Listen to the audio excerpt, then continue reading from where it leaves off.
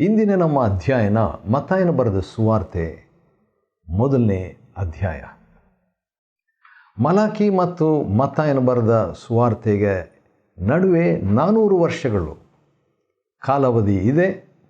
ಆದರೂ ಕೂಡ ಒಂದು ಮಾತು ನಾನು ಹೇಳ ಬಯಸ್ತೇನೆ. ಅದೇನಂತ ಹೇಳಿದರೆ, ಹಳೆ ಒಡಂಬಡಿಕೆ ಅದು ಕಾವಲಿನ ಆಳಾಗಿ, ಒಂದು ಗಾರ್ಡಿಯನ್ ಆಗಿ, ಒಂದು ಟೀಚರ್ ಆಗಿ ಕ್ರಿಸ್ತನ ಕಡೆಗೆ ನಡೆಸುವಂಥದ್ದಾಗಿದೆ ಎಂಬುದಾಗಿ ಭಕ್ತ ಪೌಲನು ಹೇಳುತ್ತಾನೆ.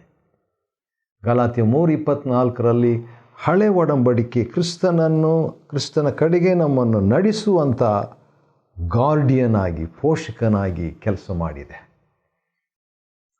ಹೌದು, ಆ ರೀತಿಯಾಗಿ ಇರುವಾಗ ಹಳೆ ಒಡಂಬಡಿಕೆಯನ್ನು, ಅಂದರೆ ಧರ್ಮಶಾಸ್ತ್ರವನ್ನು ನಾವು ಕೈಕೊಂಡು ನಡೆಯುವ ವಿಷಯದಲ್ಲಿ ಪೌಲನು ರೋಮ 6:14 ಇನ್ನೊಂದು ಮಾತು ಹೇಳ್ತಾನೆ. ಅದು ಕೂಡ ಸ್ವಲ್ಪ ಕೆಲವರಿಗೆ ಗಲಿಬಿಲಿ, ಅದನ್ನು ಕೂಡ ಸ್ಪಷ್ಟಪಡಿಸಬೇಕು. ಅದೇನಂತ ಹೇಳಿದರೆ, ನಾವು ಧರ್ಮಶಾಸ್ತ್ರದ ಕೆಳಗೆ ಇಲ್ಲ, ಅಧೀನರಲ್ಲ, ಕೃಪೆಗೆ ಅಧೀನರಾಗಿದ್ದೇವೆ ಎಂಬುದಾಗಿ ರೋಮ 6:14. ಹಾಗಾದರೆ ಧರ್ಮಶಾಸ್ತ್ರದ ನಿಯಮಗಳು 2713 ನಿಯಮಗಳಿವೆ ಅಲ್ಲ, ಅವುಗಳನ್ನು ಕೈಕೊಂಡು ನಾವು ನಡಿಬಾರ್ದಾ ಎಂಬ ಪ್ರಶ್ನೆಗೆ ಭಾಳ ಸರಳವಾದಂಥ ಒಂದು ಉತ್ತರ ಕೊಡ ಬಯಸ್ತೇನೆ.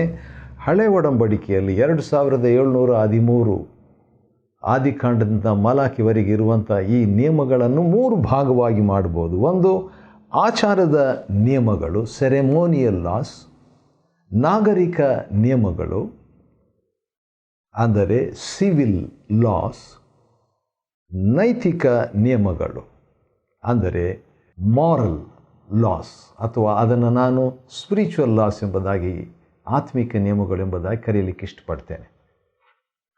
ಸೆರೆಮೋನಿಯಲ್ ಲಾಸ್, ಆಚಾರದ ನಿಯಮಗಳು. ಉದಾಹರಣೆಗೆ ಯಾಜಕ ಕಾಂಡ 1ನೇ ಅಧ್ಯಾಯ 1-13 ವಚನಗಳವರೆಗೆ ಇರುವಂಥ ವಾಕ್ಯ ಭಾಗದಲ್ಲಿ ಪಾಪ ಪರಿಹಾರ ಆಗಬೇಕಾದರೆ ಬಲಿ ಅರ್ಪಿಸಬೇಕು, ಇಂತಿಂಥ ಕಾರ್ಯಗಳನ್ನು ಮಾಡಬೇಕು, ಪಾಪ ಮರೆಯಾಗಬೇಕಾದರೆ ಎಂಬುದಾಗಿ ಬರೆದಿದೆ. ಹಾಗಾದರೆ ಅದು ಆಚಾರದ ನಿಯಮಗಳು, ಅದನ್ನು ನಾವು ಪಾಲಿಸಬೇಕಾಗಿಲ್ಲ. ಯಾಕಂದರೆ ಅವು ಛಾಯೆ, ಅದನ್ನು ಕೈಕೊಂಡು ನಡಿಬೇಕಾಗಿಲ್ಲ. ಕ್ರಿಸ್ತನ ಅದನ್ನು ಪೂರೈಸಿದ್ದಾನೆ.